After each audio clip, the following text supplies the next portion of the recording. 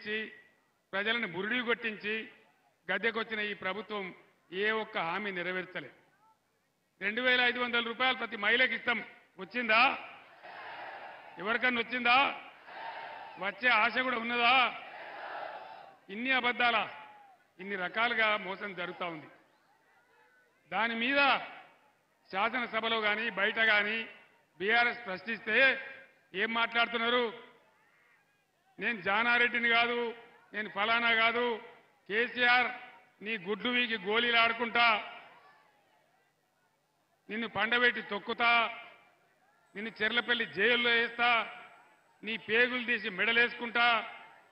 ఇదేనా ముఖ్యమంత్రి మాట్లాడాల్సిన భాష? దయచేసి ఆలోచన చేయాలి.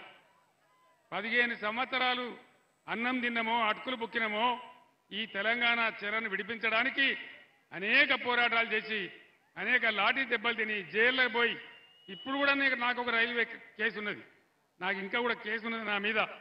కోర్టు రమ్మని నాకు నోటీస్ ఇస్తా ఉన్నది. ఆ రకంగా ఉన్న వ్యక్తిని పట్టుకొని, తెలంగాణ సాధించి పెట్టిన వ్యక్తిని పట్టుకొని, తెలంగాణను 10 ఏళ్ళు బ్రహ్మాండంగా ఒక ధీమా ఉన్నటువంటి రాష్ట్రంగా తయారు చేసిన ముఖ్యమంత్రిని పట్టుకొని నిన్ను జైల్లో వేస్తా, నిన్ను కొడతా, నిన్ను పండబెట్టి తొక్కుతా, ఇదా భాష? జైల్లో వేస్తా అంటే కేసీఆర్ భయపడతాడా? ఈ జైళ్లకు తోకమాటకు నేను భయపడతానా? నేను జైళ్ళకు భయపడితే తెలంగాణ వచ్చేదా? అందుకే నేను మీతో ప్రార్థించే, దయచేసి ఈ అబద్ధాలు, ఈ మోసం చేసిన వ్యక్తులు వీళ్ళు ఎంతో కాలం ఉండలేరు. వాళ్ళే చెప్పుకుంటున్నారు. బీజేపీ వాళ్ళు స్టేట్మెంట్ ఇస్తున్నారు. పార్లమెంట్ అయిన తెల్లారే రేవంత్ రెడ్డి మా బీజేపీలకు జంపు కొడతాడో చెప్తున్నారు. ఎవడు ఎండకు జంపు కొడతాడో, ఎవడు ఎండలో ఉంటాడో, ఏం జరుగుతుందో తెలియనటువంటి ఒక అనిశ్చిత పరిస్థితి, ఒక భయంకరమైన రాజకీయ అనిశ్చితి. ఒక్కనాడు కూడా ముఖ్యమంత్రి దాన్ని ఖండిస్తలేడు. దాని అర్థమైంది, వాళ్ళకి డెవలప్మెంట్ దృష్టి లేదు, ప్రజల సంక్షేమం లేదు, మంచి చెడ్డలు లేవు, రైతులు లేవు. ఒక్క మాట నేను మనవి చేస్తాను ఖమ్మం జిల్లా ప్రజలకు. నాగార్జున సాగర్లో 495 అడుగులు నీరున్నా కూడా ఆనాడు నేను నీళ్ళు ఇప్పించిన పంటల కోసం నల్లగొండకు, నాగార్జున ఖమ్మం జిల్లాకు ఒక్కసారి కూడా పంటలు ఎండనీయలే. మన పాలేరు ఎప్పుడు కూడా మత్తడి దుంకే పరిస్థితిలో ఉండేది. మీరందరూ కూడా చూస్తున్నారు. ఇవాళ 510 అడుగులు ఉన్నా నేను హెచ్చరించినా కూడా పంటలు ఎండబెట్టింది తప్ప నీళ్లు ఇడవలే.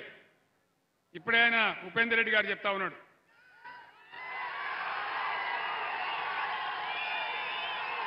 నేలకొండ సార్,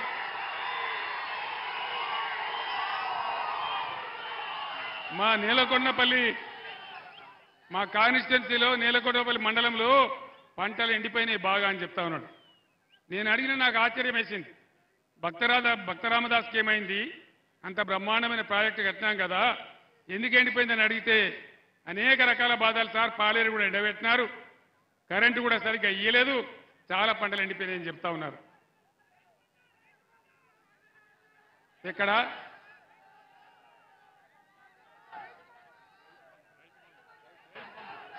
రైతు బంధు రాలే? రైతు బంధు అందరికీ రాలేదా? మరి యుద్ధం చేద్దామా? పోరాడదామా? మీ అందరు నేను ఒకటే కోరుతున్నా, ఈ కాంగ్రెస్ పార్టీ అడ్డగోలు హామీలు ఇచ్చి నాకు గుర్తు లేకపోతే మీరు గుర్తు చేస్తా ఉన్నారు. రైతు బంధు రావాలి.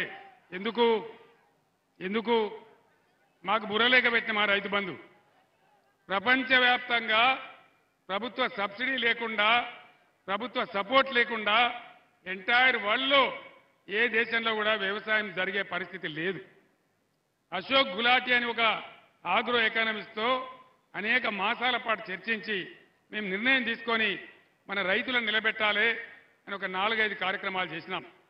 రైతు బంధు ఇచ్చినాం, కరెంట్ ఇచ్చినాం, నీటి తీరువా లేకుండా ఇచ్చినాం, వాళ్ళకి అన్ని మాఫీ చేసినాం, నీటి తీరువా పాత బకాయిలు కూడా రద్దు చేసినాం, ధాన్యం కొనుగోలు చేసినాం. ఈ రకంగా రైతులను ఆదుకున్నాం. వీళ్ళు వచ్చి ఇప్పుడు ఏం మాట్లాడతారు? మేము 5 ఎకరాలు ఉంటేనే ఇస్తాం, 5 ఎకరాలకు మించి ఇయ్యం అంటే 6 ఎకరాల నోడు కోటీశ్వరుడా? 7 ఎకరాల నోడు కోటీశ్వరుడా? నువ్వు 20-25 ఎకరాల తర్వాత ఇయ్య అంటే కొంత అర్థం ఉంటుంది. కానీ 10 ఎకరాలకు కూడా ఎగబెడతామంటే ఇది ఎక్కడ న్యాయం అని చెప్పి నేను మనవి చేస్తా ఉన్నా.